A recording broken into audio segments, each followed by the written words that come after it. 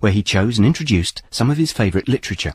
Peter asked Ian to read the song Reasons to be Cheerful. Ian obliged. Reasons to be Cheerful, Part 3, Verse 2. Health service glasses, gigolos and brasses, round or skinny bottoms.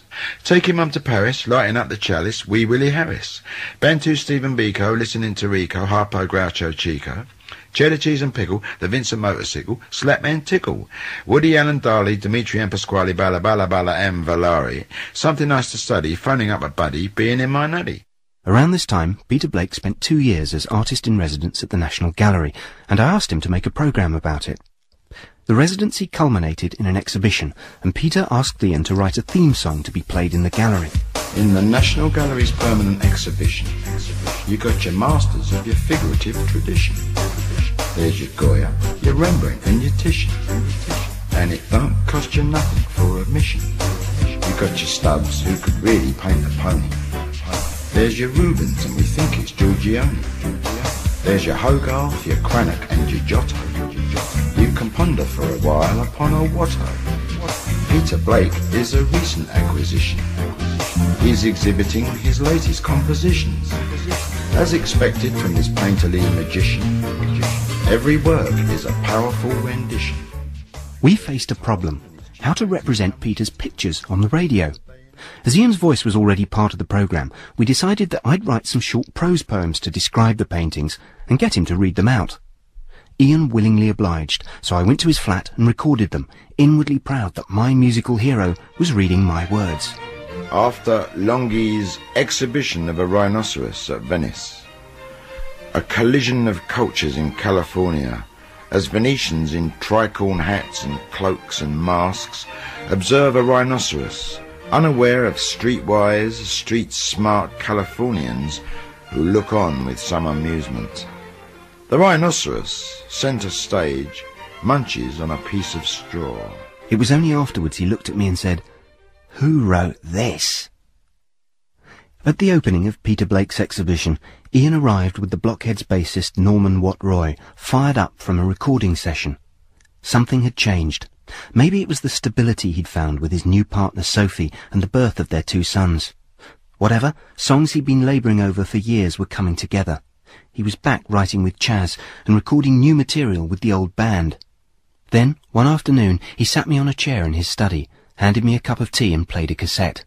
On it were rough mixes of what was to be Ian's last album, Mr. Lovepants. Ian and the Blockheads were back in business. Recording requires one thing: songs. I've always said that if I'm sitting here at this table and I write a lyric that's okay, it'll get off the table, it'll go out in the street, it'll hail a cab, and it'll go down Denmark Street and make me a few quid. And there's nothing I need to do. It'll look after me after that. So there's always that element that you're doing the pulls. There's a little excitement there that you might strike a chord. Everyone might, yesterday, la da da da. Do you know, God forbid I should write a song as awful as that, but I shouldn't say that, Paul. I shouldn't have said that. I shouldn't have said that. Maudlin, but old tut. But the most popular song ever written, that must have taken him a good half an hour to write that, and it is a pulls winner. The songs on Mr. Lovepants are worthy of the Blockheads, and they're good songs, and we play them live, most of them. And writing songs as good as that takes complete and absolute solid effort for a period of years. He's got his little white pants and he's got his little vest. He's got his little party in his hair. He's got his little trousers and he's got his little shoes, and he wants a bit of Wembley up his you-know-where. As Mr. Lovepants was released to great acclaim, Ian was facing a personal crisis. He'd been treated for cancer of the colon 2 years earlier and thought he was in the clear, but a secondary tumour had developed in his liver. After he was doorstepped by tabloid journalists, he went public with characteristic resilience. I don't spend a lot of time shaking my fist at the moon, because there's no point. It don't make you feel any better, I'm sure. Plus, 51% of any kind of battle you're in is your spirit, whether it's against cancer, polio, or hunger, whatever. I just happen to be able to not think about it particularly and get on with it. I'm not very introspective about what's wrong. I'm on chemo at the moment that wasn't invented a year ago. It might not work, of course, but at least I've got this feeling that I'm at a kind of exciting front edge of it, you know. And that's a little, not a bonus exactly, but it's It makes it easier. I don't feel either hope or hopeless. I don't feel either. I'm not of that frame of mind. While Ian was ill, he carried on working as much as he could. He and Sophie got married. He went on an exhausting UNICEF trip to Sri Lanka and played gigs with the Blockheads. On February the 6th, 2000, they played together for the last time at the London Palladium. Richard Balls was there. Very sad. It makes me extremely sad to think about it. Ian, on stage that evening, it was quite clear that he knew, and pretty much everyone else there knew, that this was going to be his last performance. Sophie and his children were in a box at the side of the stage on one side. You had Mo Molam and her husband, I think, and other people in a box on the other side. Peter Blake, the painter, was sitting directly behind me in the theatre at the London Palladium.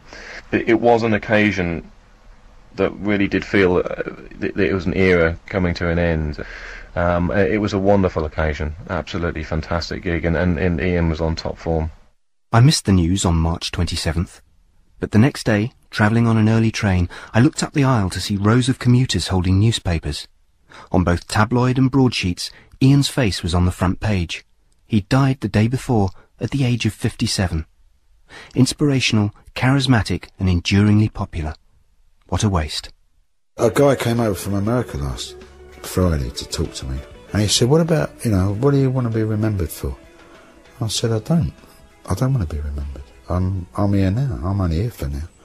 I don't need to be remembered. I don't need to think about it. But no, not really. I don't want to be an extra institution. Thanks.